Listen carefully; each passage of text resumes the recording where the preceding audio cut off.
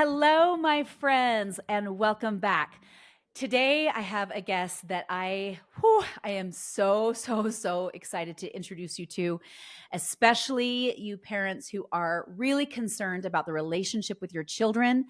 It is such an honor to have Tamara Strijack on with us today. Now, let me tell you who Tamara is.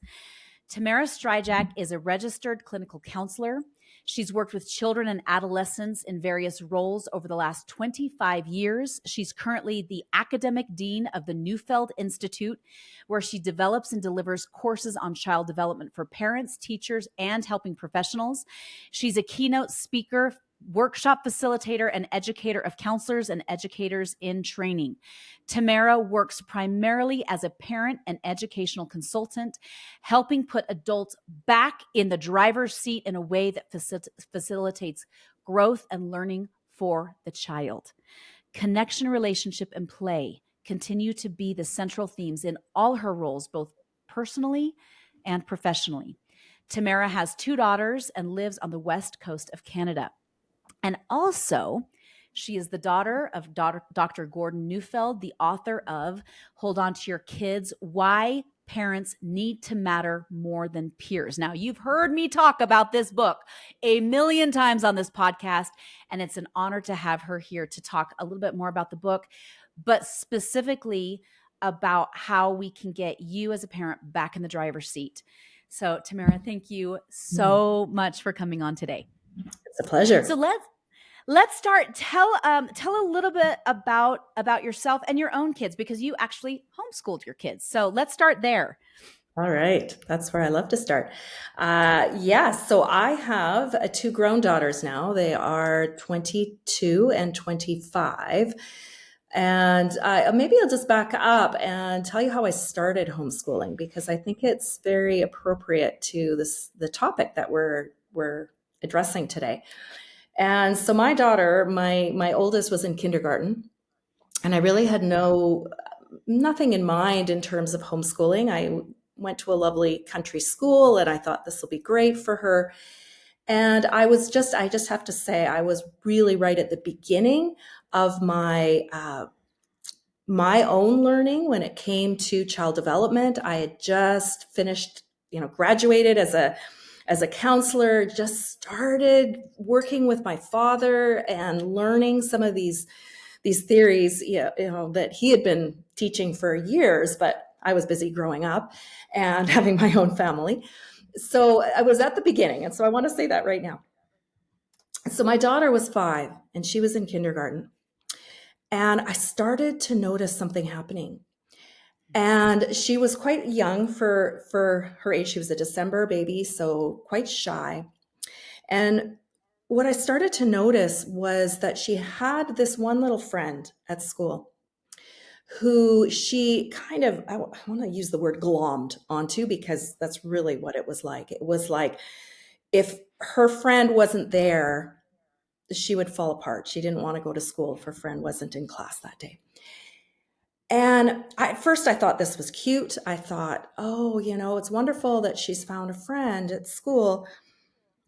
But what I noticed, what started happening, is she started coming home laughing like her friend, saying things that were not in her character. They weren't her. And I thought, what's happening? And where has my child gone?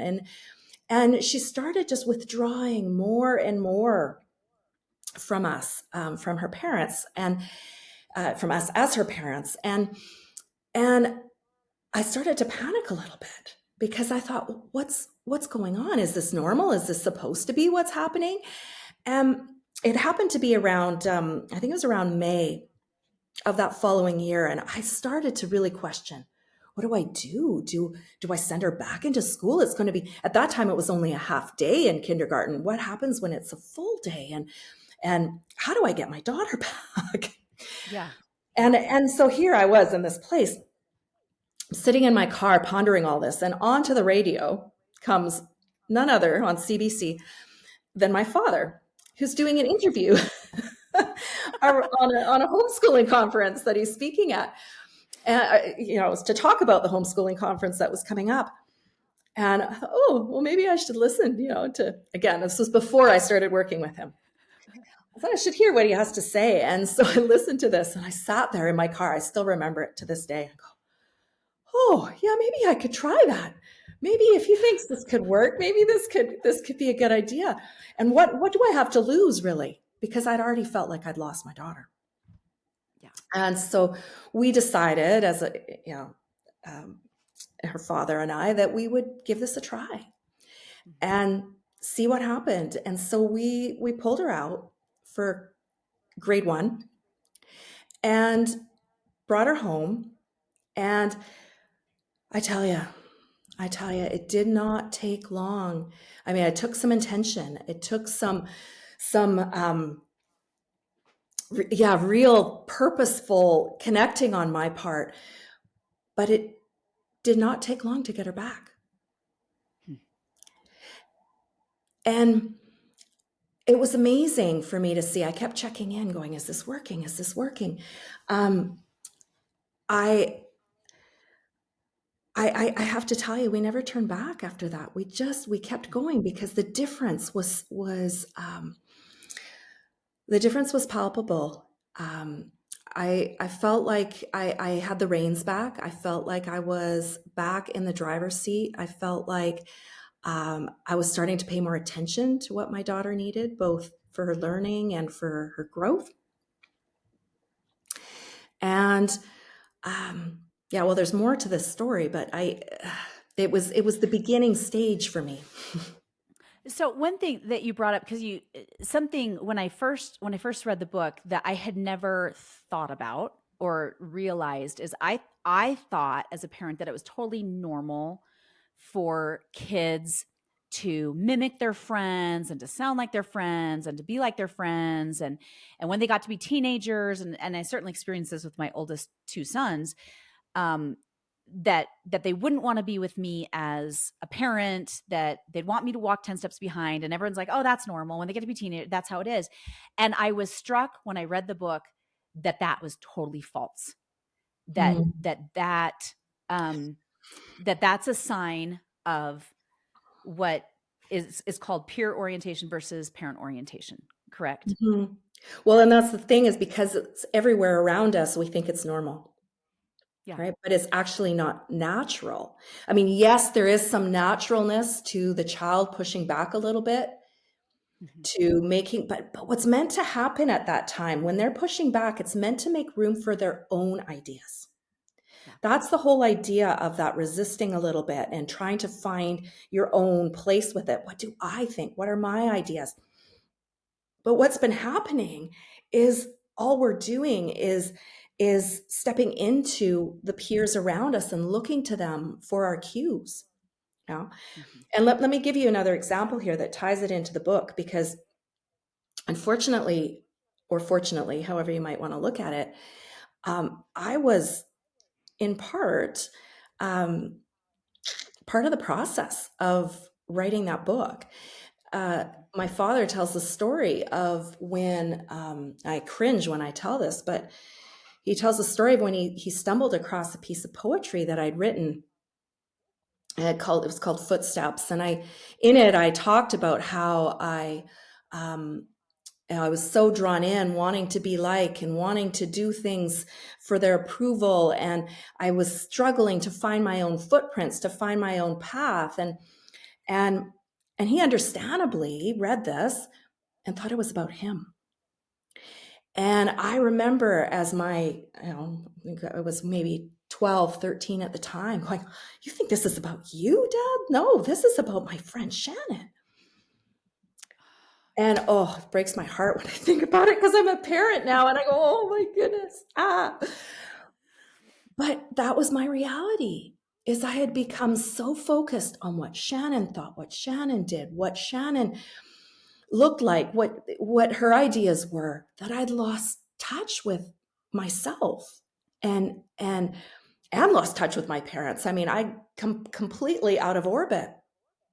And it's not that, even with this, it's not that it would have been a problem for me to have a friend at that age. That's not what this is about. It's that it had taken me out of attachment with my parents. It had become a competition. It had completely had me in a different place where I was looking to them, to my friend, to my peer, to be the answer. And she was not, let me tell you, Shannon was not ready to be my answer, nor should she have been. She was 13 years old too. Right. Right? Right. So, okay. So let's talk about the Neufeld Institute and then how you ended up working with your dad and the philosophy behind it, because y'all do attachment-based development, which is very unusual. So let's talk about that. Mhm. And the Neufeld Institute is going on 20 years of being open, and it specifically helps adults make sense of the children In that their, they're in their mhm. care. So let's talk about that. Yeah. How did you transition? Here's your mom, you're seeing that you're able to take your daughter's heart back, and then how did that lead into the work that you've Yeah. been doing for the last several years? Yeah, well, let me start from that point there. So and how I started in, and then tell you a little bit about the Neufeld Institute itself. So so when my daughter was 5, I was just coming into finishing my counseling degree. At that time, I was doing it part-time while my kids were young, a little bit crazy, but I managed somehow. Um, and one of the last courses I had to take was my father's Making Sense of Kids course that he was teaching at the university that I was going to. And it was part of the program. So I thought, oh, this should be interesting. Because, as he's my father, but that doesn't necessarily mean that I was taking his courses because I was a child and then, growing up. So I was very curious to see. And so I took the course. It was a 5-day intensive at the time called Making Sense of Kids. And it brought together the developmental processes, so coming from developmental science, attachment theory, and also depth psychology. And by that, I mean going to understanding our defenses and understanding how vulnerable we are as humans and how our brain sometimes takes over in protecting us from things that are too much. So my father had studied in all of these different areas, and he brought all these pieces together and created a model that brought all of those 3 into one kind of more comprehensive way of understanding what's going on for children, what makes them tick, what's happening at the root. And at that time, behaviorism was all the rage. It was looking at what's happening on the surface and what can we do on the surface to change that behavior. So this was pretty radical. In fact, he was a behaviorist until I was born. So I also have that.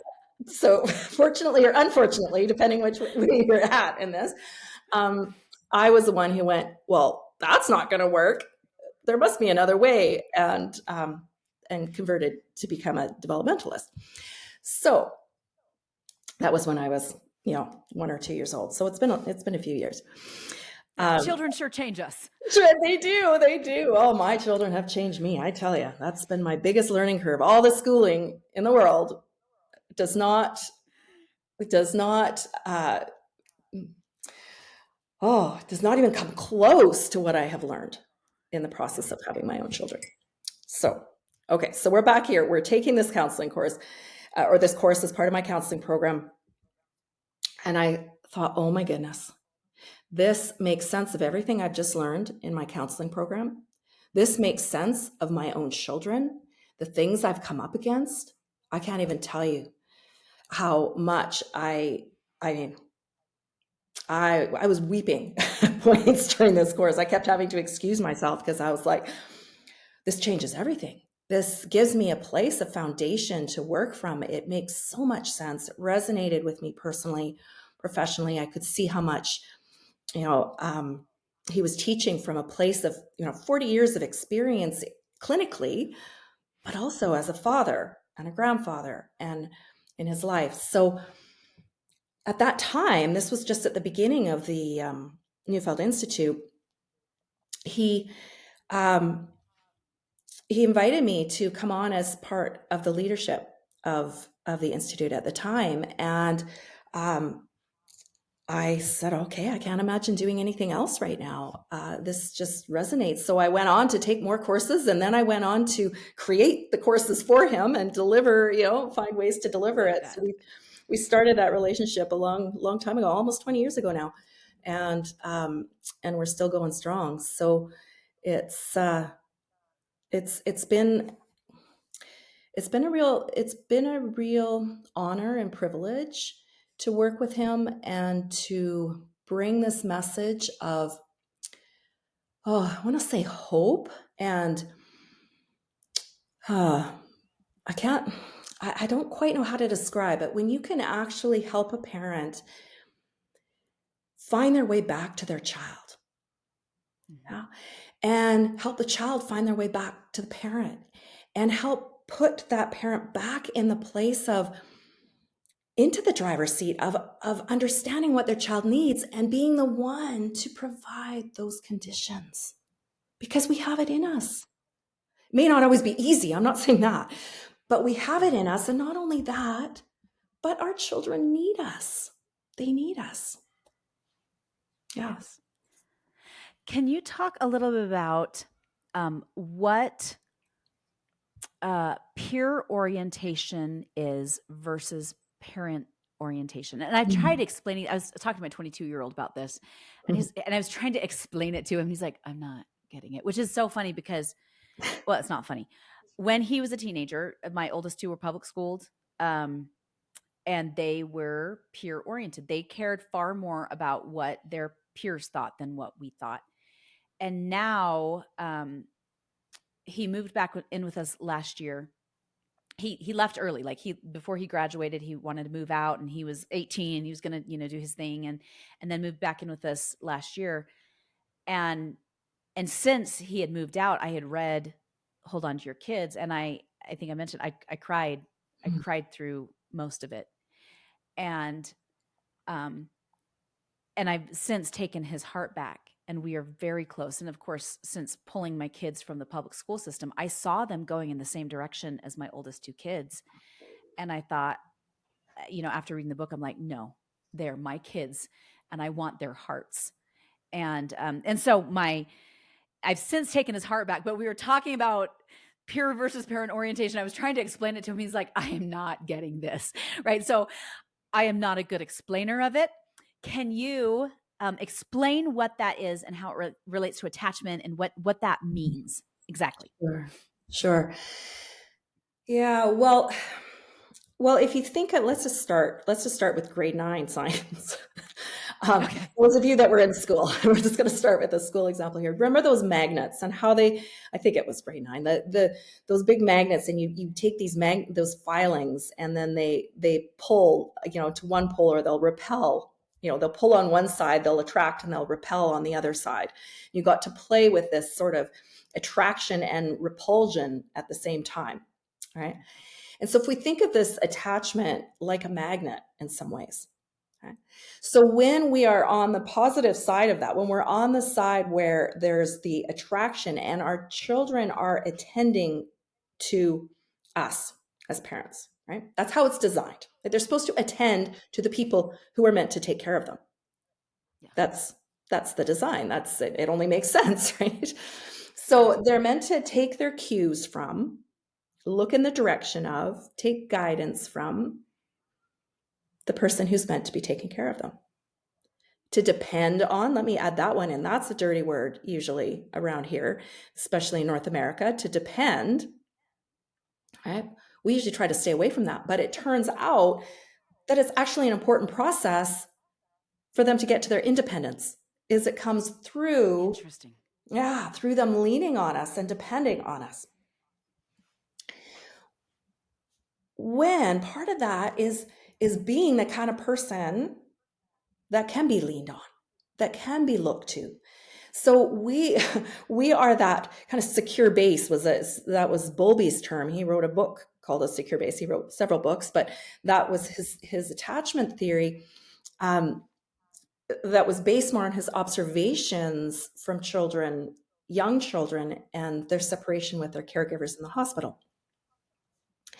And so this idea of the secure base is that when we have that sense, when we have an attachment where we feel safe,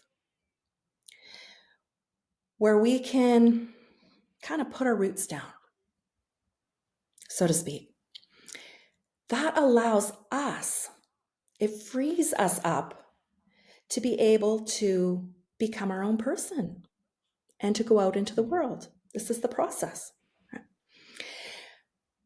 And so that is the natural design, is that we lean, we orient to, we look to those that are there to take care of us.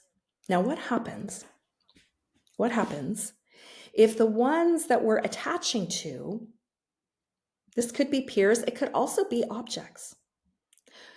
It could be anything that is taking us out of orbit with our main attachments, us as our people, so to speak.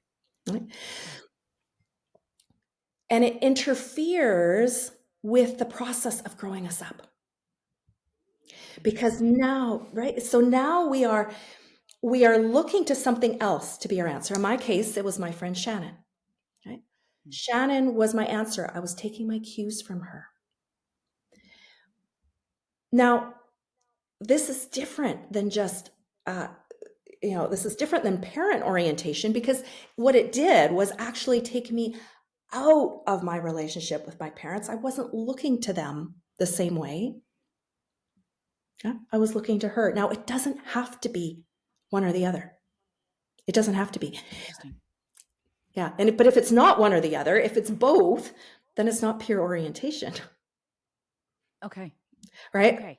Okay. Does that make sense? I mean, I think so. Well, I think because something that struck me again as I was reading the book was that it seemed to be normal for like kids to not want to be with their parents. For kids, I loved how it talks about how it's almost like an affair relationship. Like they don't want their parents knowing anything that's going on with their friends, and yet I had always thought that was just normal.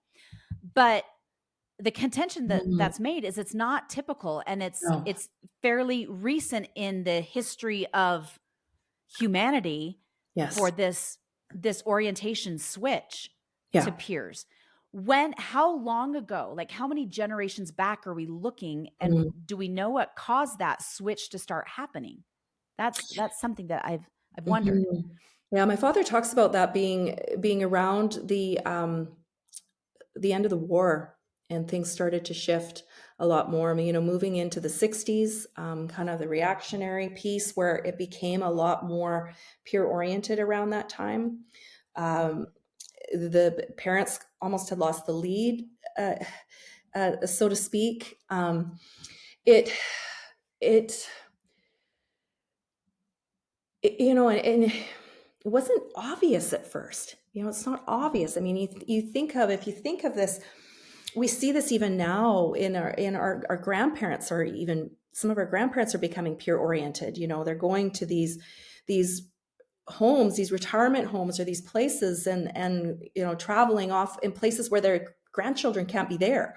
They're orienting around each other, and so, and I think that dates back to what was happening kind of around that time, where there was a lot of, it was almost like a flatlining of the culture, right? Because as soon as if you have healthy attachments where there's a sense of cascading care, there's the elders speaking to, taking care of the parents who are taking care of the children. And there's a sense of, my father used the term cascading care, which I love, because it's a sense of passing on. Now, if you come out of that place where now you're just rotating, you're on a horizontal plane, right? So you're on a horizontal plane and you're looking to each other, all those who are the same as you, right? Now, then it flatlines. Now there's no longer culture being passed down. You're creating your own culture. Interesting. And that's where the pop culture started to come, right? It was around the same time. Interesting. Popular Yeah. culture, right? And so it talks about this in various places of how this kind of evolved, and the dynamics at play. And there's something I wanted to talk about with that, because the challenge. Let me just see if I can bring that back. Well, maybe I'll just pause for a minute and see if you wanted to. Well, so it's interesting that you bring that up with grandparents, because I look at I was thinking about this with like 50 plus communities where grandkids can't go, or they could go and they can spend the night for a couple nights, but then they can't be there much longer. And I look at like even looking at my in-laws, who are wonderful, wonderful people, but they'd rather be with their friends than with us, Yeah. versus my parents, who are, my in-laws. And again, they're phenomenal people and so good to us. But they are, they're in their late 60s versus my parents that are in their 80s. And my parents are perpetually calling us every week, and they want to talk to the grandkids, and and versus, well, we want to travel with our friends, and if we see you once a year, then great. And we went and visited the retirement community. And I said to my husband, I'm like, this is the epitome of peer orientation in grandparents. I Mhm. think we made it. Like that, here we are, because none of these people are spending time with their grandkids, or if they do, it's very rarely. Mhm. It's maybe once a year, but by golly, they're going Mhm. to hang out with their friends and travel with them and tour. And so I thought, oh, is this the manifestation Yeah. of the first generation of peer Mhm. oriented children turning into adults? Is this what we're seeing? And so anyway, so that's Yeah. something that I had been thinking about, Yeah. because I just look at the two very different, my parents in their 80s versus, parents in their grandparents in their 60s. So Yeah. And I think it also depends on where they're taking their cues from in terms of culture. Are they going back to their culture of origin? And we've become so separated from that, and yeah. become so lost from that. Not saying that every culture has it all together, but there were some practices there, some pretty solid attachment practices that kept the parents in the lead, or the grandparents, or there was some passing down of that, and the Mhm. honoring of the elders and whatnot. And what I was going to say that I think relates to this was unfortunately the school system became a perfect setup for peer orientation. Mhm. Because here you take a child, okay? So imagine my little 5-year-old, when she was going to school, she's shy. She was very attached to us. Yeah. It's hard for her to be away from us for very long. And here we go, and we put her into a classroom of 20 students. Some classrooms are more like 30 students, but this was kindergarten, so Mhm. there was maybe 20 students, all the same age. Right?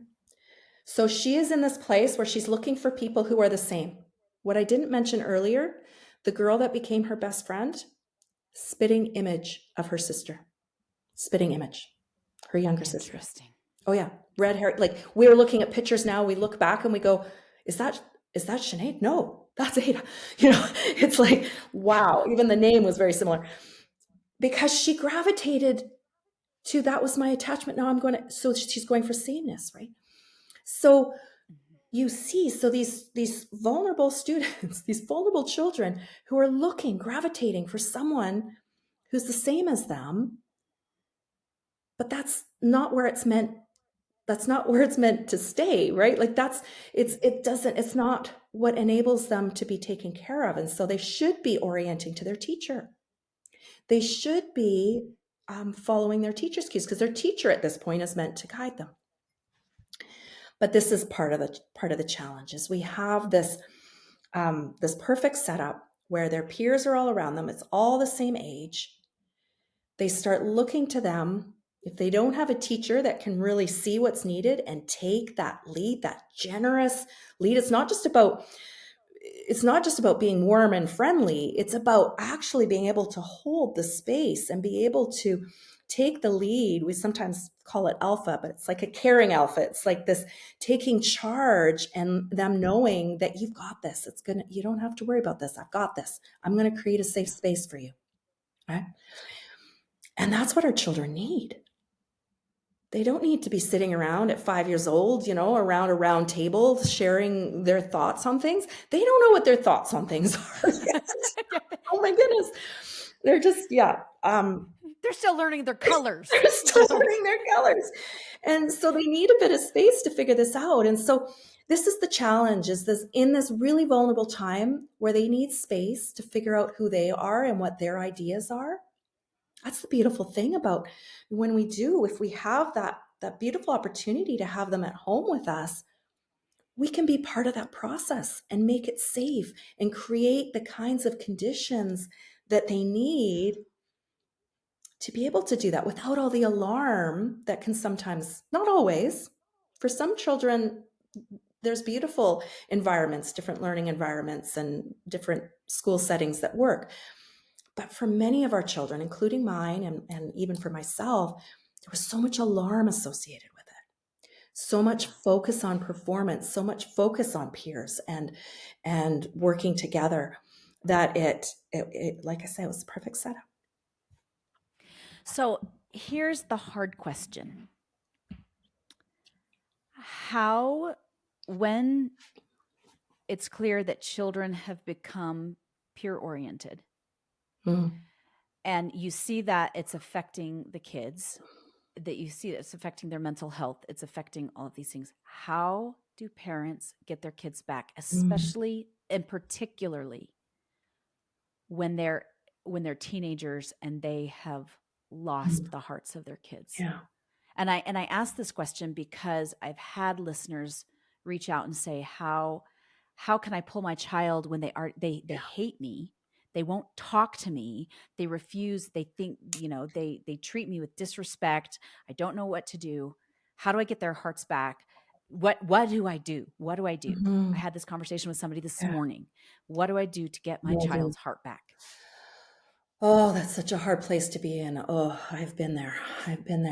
I think it starts with a yearning. It starts with a yearning to get their hearts back. I'm going to come to those teen years, but I want to start with just coming back to the story I shared about my daughter. Perfect. Because when she was 5 and we brought her home, and so she was not even 6, coming into grade 1, what would be her grade 1 year. I knew enough to know that it needed to be about relationship. I needed to get back into relationship with my daughter. How was I going to do that? And I did it through coffee and reading. Now, talk about that. Coffee. So we had a favorite coffee shop. It happened to be a chocolate factory. How cool is that? 2 blocks away. That is amazing. Isn't that amazing? And so I decided that while my youngest daughter had every week she had this very cool dance program that she went to down the street. So I thought, this is the perfect opportunity. My youngest is happy doing something, and I had this time I can be with my daughter on her own. This is my time. And we would go to our favorite coffee shop and we would have coffee, I say in air quotes. She had hot chocolate, the best hot chocolate around when you have it at a chocolate factory. And I know. Yeah. And we would bring a book and we would read together. And she was just learning to read. This was in the very tender years. And we would read it, and I would read some, and then she would read maybe a sentence or something to begin with. And then she started reading paragraphs, and then we would start sharing back and forth. But it just was being together and reading. Oh my goodness. Such good memories from that time. I got her back. It was every week. It had to be consistent. It was something we did together. It was something special where she felt special. I felt, she felt like I got her, you know, it was the beginning of a shift. Okay, so which I think is so fascinating, because I did a whole podcast on just reading aloud with our kids, like just as being one of the most important things that we can do is just read, even if they're teenagers. We read or we listen to an audiobook together or whatever. And I think it's interesting that it's such a simple thing as once a week going to a coffee shop and reading together, like little hinges swing big doors. Yes. Like that just it's beautiful. Yeah. That's beautiful. Keep going. Keep talking. Yeah. Well, okay. So fast forward. So we were doing pretty well. She got to be almost 11. And we were part of a few different things. And I started to feel her drift again. And I thought, oh, okay, I got to get her back. I got to do something. We'd lost our rhythm. We'd lost our weekly get-togethers. And I had to do something drastic at that time. I knew I needed to. So on the spot, this is what came out of my mouth. I said, so there's this thing in our family where when you turn 11, you go away with your mother for a weekend. Just made it up. I love it. And, love it. Yeah. And so we did. And she went, okay. So we went away. Now, it took a little while for her to warm up, but we went to a little cabin that my friend had. So it didn't cost us anything. It was wonderful. It was this gift of this weekend with no internet. and I don't think we weren't quite there yet anyway. But what we did is we had a project. And that project was she had written some poems and she wanted to learn how to write in calligraphy, which I happen to know at one point in my life, and I scrambled to try to remember. And it was a project that we did together. And in this case, it was that weekend that was going to be the start of that. And it didn't take long. I mean, she was there, she was chopping firewood. We were getting, it was just her and I. And she had no choice but to come back in orbit with me. My father tells stories about this when he was trying to get me back and my sister back, taking us on hikes. I remember that story. Yeah. Well, he would take us on hikes.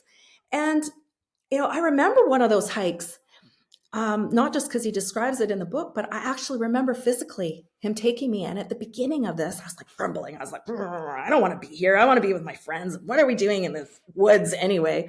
I mean, I love nature now. I can't even imagine saying things like that. But I did. I was a grumpy 14-year-old. I was going to say, who isn't? Yeah. Well, I had grumpy down really well. And so I was grumbling. I was resisting. But I had to trust him. I had to follow him because I had no idea I didn't know how to set up a tent. I didn't know any of this. And here we were, really off grid, so to speak. And I tell you, by the end, I don't remember all that happened in between, but by the end, I was skipping down that trail. I was, talking with my father. It was, probably to any other person would have looked like a miracle. It happened. But the time set apart. And maybe it's not a whole weekend. Maybe you can't, go away that far, but something that sets you apart, something that you add in that's a connecting time. Maybe you start with watching a show together. That's what I did with my youngest daughter. We started watching, Gilmore Girls together when she was a teenager. And I had never watched it. So we went back and watched from the beginning. And it gave us a connecting point when sometimes things were hard to talk about.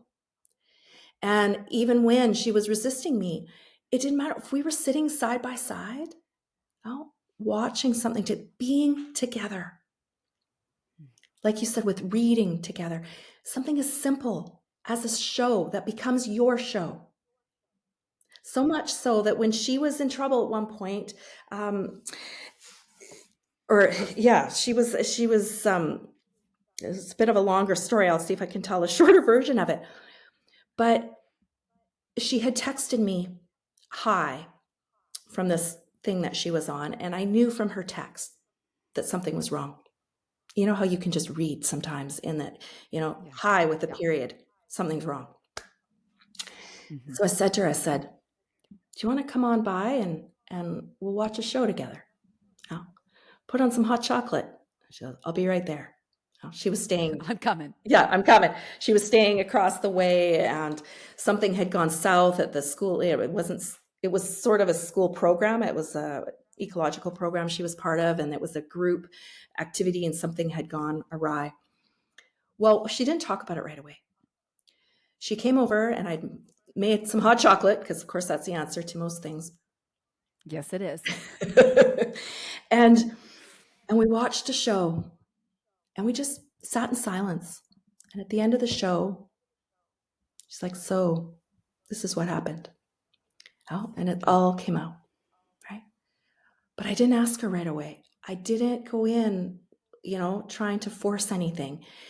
And it's making a little bit of space, coming in a little bit sideways. And it's certainly not the time to do school, right? To start Right. focusing on that. No, you got to get them back first. You got to bring the alarm down, create the context that the learning can happen. It's in that time of connection. It's when they're actually looking to you, because otherwise you can teach, you can ba ba ba ba ba. They're not going to hear you. They're not going to hear you because they're not looking to you yet. Well, and would you say, because we talk about deschooling, Mm-hmm. like that really the purpose of deschooling is to establish the relationship again. It's not to jump into let's start working on algebra. It's let's establish this connection emotionally again with each other and have a relationship. Yeah. So that emotionally they can move forward, not just academically. Yeah. Would you agree with that? Completely. In fact, I'm often, that's a lot of the work that I do in my parent consulting, is I'm helping coach parents who have taken their child out of school and are trying to figure out this really tough transition time, because the impulse is, well, I got to start teaching. I got to get these outcomes. So you're not going to get anywhere if you push through. It's time to retreat. Give a bit of space. Your child has to find rest. Their alarm has to come down. They need to start connecting to you again. They need to find their way back to you if they've been lost in this, and they may not want it. So how do we do this in a way that is attractive and playful? Like, how do we find our own playfulness in this, right? And play is a huge part of it, is finding our way through humor. I know you don't want to do this, but guess what? We're going to go to the beach and we're going to throw rocks. And that's what we're doing today for school, and that it's an outlet, right? This is it. And it's an outlet for them. They can, throw the rocks. Well, we know that that's going to actually help them get out some of their frustration. And we can joke and say, you might want to throw them at me, but we're going to throw them in the water because I know you're not happy with me right now. That was the biggest learning for me, was getting in the lead and saying, I know you're not going to like me right now. And I'm okay with that. Hang in there with me. How about teenagers? Like, how do we... Oh, I'm thinking of teenagers. Oh, are you? Okay. Well, and I ask that because there are these parents who are like, my child hates me, but what's going on in the school system is terrible. Yeah. It's terrible, and maybe not every school, but I hear it enough, and I get enough messages from people like, what do I do? They hate me. If I withdrew them from school, they would hate me. And they only go to school for their friends anyway. Yeah. Well, and that's the tricky part is, and that's why I think if it is at all possible to break the rhythm, if you're in the same place, like if you can go away for a weekend or a week or do something a bit different, if you have that at all, or at least the idea of that, you've got to get them out of that cycle a little bit, right? So to buy yourself a chance. This is when I say, go to a deserted island if you can, which is what I did basically, with my daughter. You went off grid. I went off grid. And so finding some way, camping sometimes, we'll grumble, but there's something about camping that's just magical about Yeah, it's true. It's true. You get those s'mores out, again, chocolate, marshmallows, chocolate. Always. The fire, right? The music. Mhm. One of the things that I did was I went to concerts with my kids. I went with them. Interesting. I did road trips to take them to concerts. Hmm. Because it was a connecting point, and it was a way, for a teenager, not face to face, being in a car where you can just sit, even just sit in silence for a while. There's a good song by 21 Pilots on that one. But you could, I'll link it in the show notes. oh, it's 21 Pilots was one of my daughter's favorite groups, and we just had such great fun going on road trips and listening to those songs. And they're so angsty, and they're so, you enter into it. Don't be afraid to, they're going to look at you and they're going to roll their eyes and say, "You're such a dork, mom," or whatever. And it's like, yeah, I know. Isn't it great? But there's and food. Collecting them with food, their favorites from when they were younger. No child can resist that. My colleague, Deborah McNamara, just wrote a beautiful book called Nourished. And it's all about relationship, about eating in the context of relationship, and about how food can bring us back to relationship, and shares some beautiful stories in there about her own, times with her kids in that, and winning them back through food. But it's one of our, yeah.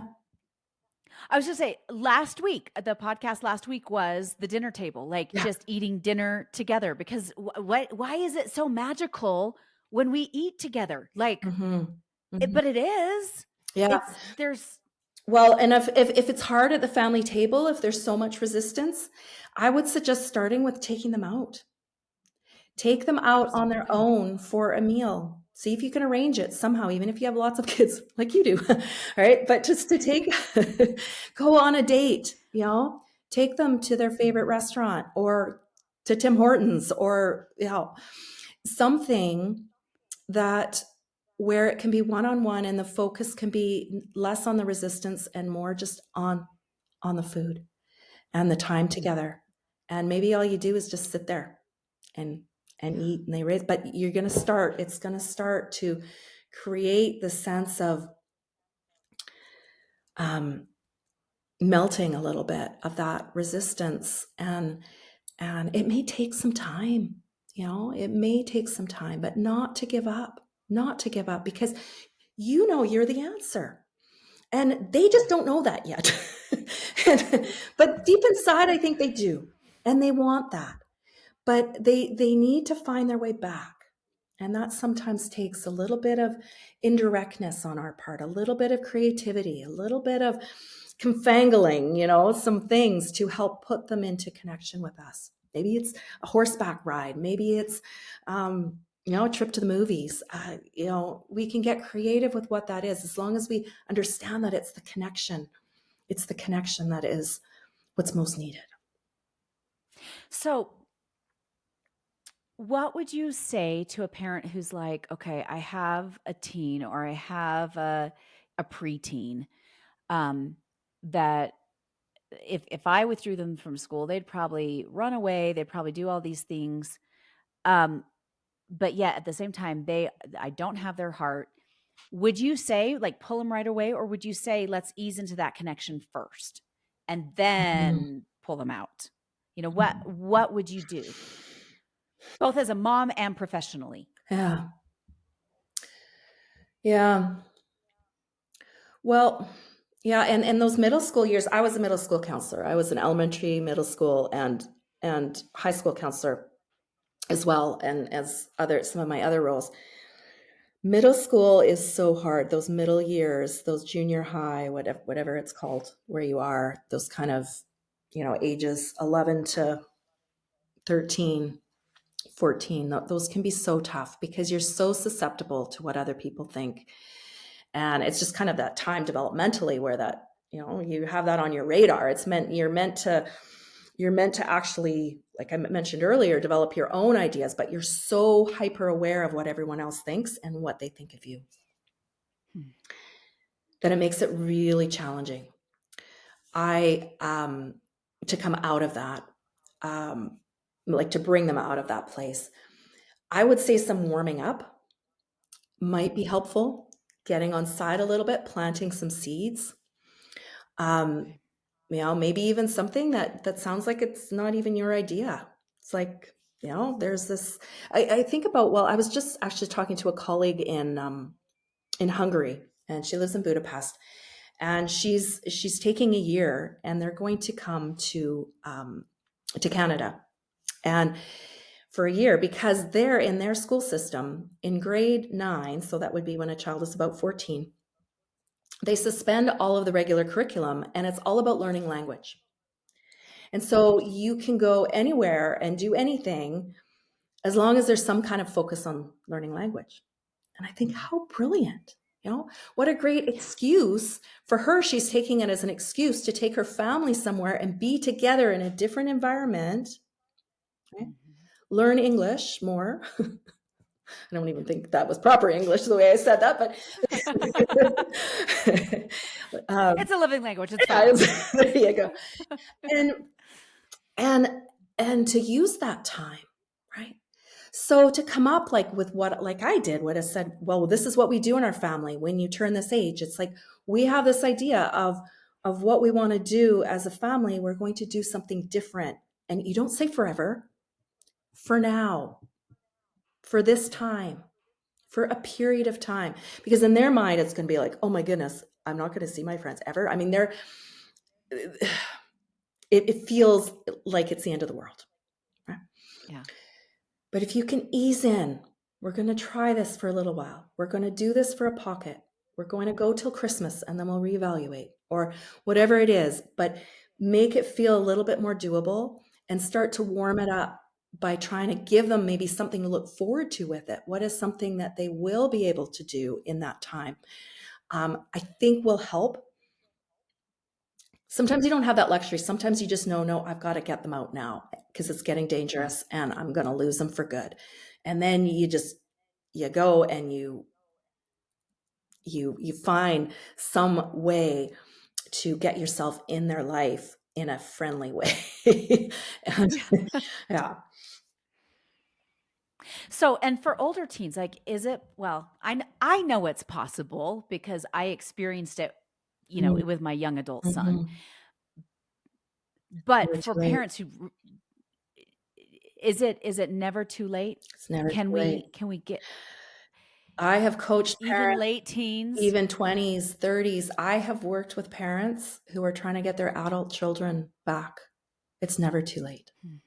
I've seen incredible success stories in the sense of, when you yearn towards it, it starts, like I said, it starts with the yearning.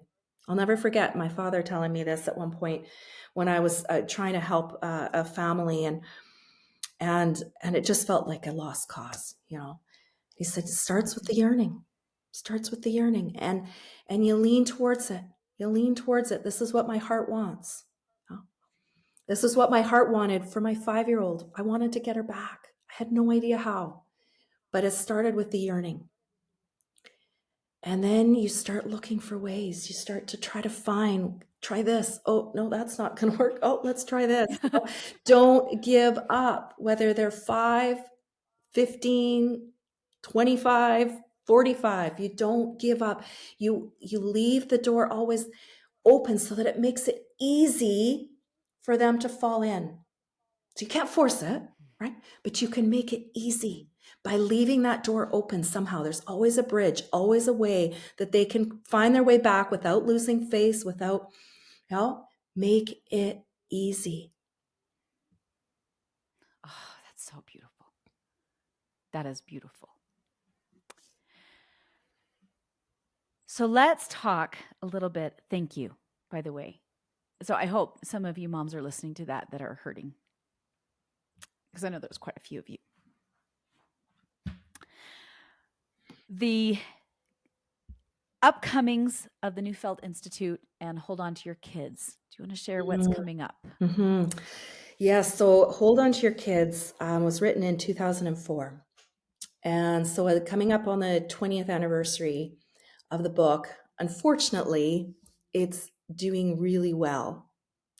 I say unfortunately because it means there's a real problem out there still. Yeah, which means there's a Right? lot of problems. Yeah, my father just goes, "Oh my goodness, I was hoping that, in putting this out there, people would start to get it and it would make a difference." And it's just it's even worse. I think about what happened during the pandemic where we thought being together with the peers more was the answer to our children's mental and emotional health. And really it just fueled the peer orientation. And so they were asked to write another chapter for the reissue of the book and the 20th anniversary edition, talking about this current crisis of well-being that happened after the pandemic. There's been so much that has happened since that time. There was a second edition of the book where he talked about the digital world, because that was, of course, just starting in 2004. It wasn't even there, but how that peer orientation influences that. That's another whole topic. That's another whole podcast. I'd love to talk about that. Yeah, if you want to come back, absolutely.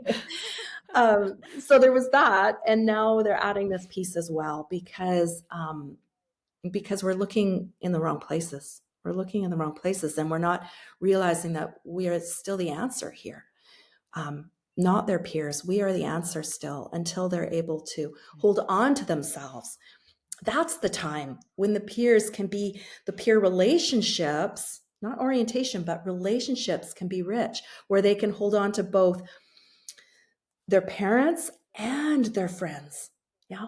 When my daughter could come, I remember when she was 16 years old, and she was over with some friends. There was games. They were playing games, and there was a boy. He was one of the friends, and I thought, oh my goodness, I could see the way he's looking at her. There's something coming, even though she didn't see it yet. I said, yeah, they tend to be oblivious. And there was talk about sharing, where the games nights were happening. And I said, oh no, I'd love to have you guys here. Just come back next time. I'll feed you and you can play games. Because I thought, I got to stay in the lead here. I want her to feel like she can have her friends and me too, and still stay in relationship with me, where it doesn't have to be one or the other, where she's not pulled in one way. And that pull, and eventually he did become her boyfriend, that I had a good relationship with him as well. And that she didn't feel like she had to choose between us, because that's where that divide comes. That's where that pull to that orienting, she could have easily become completely oriented around him. I don't know what you would call that. Boyfriend orientation. I'm not sure, but partner. But it's the same idea, right? Where it would become that if it pulled her out of orbit with myself and her father. And it never did. It never did. And so that's our yearning, I think, is to create the kind of space where they can develop themselves as a person and develop healthy relationships as well. I love that. Well, and I think I love how you bring that up, that you could do that in your own home. Mm-hmm. That you, oh, yeah. you did that. It was funny last Monday, my son said, "Hey, can I have a bunch of guys over at 5 a.m. to make chicken and biscuits?" And he's the only one that's homeschooled. The rest all go to different schools, actually. And it's weird how they all met, but so they did. They all came over at 5 a.m. before school. They homemade chicken and biscuits, and they were laughing. And I told my husband, I said, I want to always have this house, where they come. I want that, I want this to be the gathering place. Yeah.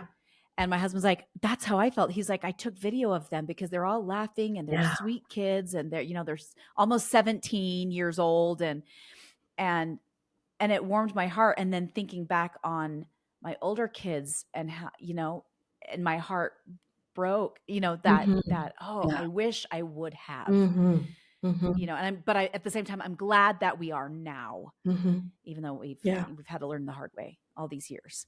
Yeah. So if a parent, Sorry. Say that again. I was just saying, it's another simple piece. You're talking about the reading, right? The reading together. This is another thing. Being that gathering place, providing the food. You don't have to be in there playing the games with them. I mean, part of me would have liked that, but it wasn't appropriate. It wasn't the right timing, and Right. but it was facilitating the space for them, still kept me in the picture, and kept me as the caring adult who was now not only just caring for my daughter, but her friends as well. And some of them, that was a really beautiful thing for them to experience. And so being that place where people can have comfort, chicken and biscuits, that's another really, talk about comfort foods, right? Chocolate, biscuits. Chocolate biscuits. Put them Fried together. chicken. Yeah. Might want to try that recipe. Yeah. Yeah. I know that I got distracted by that. I started thinking about chicken and biscuits, or chocolate and biscuits. Yeah. Yeah. No, we can do it. It doesn't take a lot. It's sometimes those little initiatives can change everything. Yeah, those little hinges swing Mm-hmm. big doors. Little hinges. I keep thinking about doors. that. I keep Yeah. thinking about that analogy of that just, Mhm. such a small thing makes such a huge impact. If a parent wanted to learn more about the Neufeld Institute, Mhm. where's the best place to go? Are there classes Sure. available? Yeah. Well, the NeufeldInstitute.org Okay, is, which I'll put it in the show notes so put it that in the people show can notes. look that up. Also, I'll just say, with a colleague of mine, I wrote, Hannah Beach and myself wrote a book called Reclaiming Our Students, Oh, I love that. which I'll put a link to that too. it's kind of a one on understanding how important relationship is, but also understanding what the emotional roots of some of the behaviors are. And so we wrote it for educators, but I really had home learners in mind as well because of my own history with home learning. So it's all about creating the conditions for learning to happen. And so that's another place you could look. I put a special section at the end, how to adapt for home learning. So that's there as well. That's perfect. Deborah's book, Nourished, that I mentioned, Deborah McNamara, Mm-hmm. beautiful, beautiful when it comes to collecting our children. So that's another wonderful resource. There are all kinds of courses. I've been, my father's been busy and I've been busy taking what he's been teaching and putting them into courses. And then I've been developing some of my own courses, especially around play and home learning. So I have a course on learning at home and creating the conditions, mapping it out with development and attachment in mind. And my father and I did a seminar together on home education, and he talked about the theory and I talked about the practice. What does this look like? And so there's all kinds of different resources that are there. And you can find them on the Neufeld Institute. You can find some of the courses that I do on the one I was just mentioning is on my website, which is tamarastrijack.ca. And there's all kinds of free resources as well. We've got an incredible bank on the Neufeld Institute site. And so check that out as a starting point. If you're interested in any of this or any of that, stood out to you, and or just reach out. And the 21 Pilot song. What was the name of that song that you said, this is the perfect song? Well, it's called Car Radio, but it's the song itself was about sitting in silence, and it was about it wasn't actually like, it's one that my daughter and I would listen to and scream along to, like, because it was that kind of angst. And so it was just reminded me of that time. But there's a line that says sit in silence. And so it was, and there's just a new remix of it that my daughter just sent me last night. And okay, I want to, because I want to post that. I want to post that remix. Okay. So and that way everyone has context and can listen. As well. Yeah. Last thoughts. Oh, you can do it. It's not beyond your reach. Even though they may not be able to communicate or say the words, they need you. And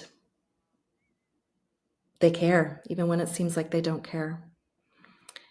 And so finding your way to their side, is just one of the most important things that we can do as parents. And there's always hope.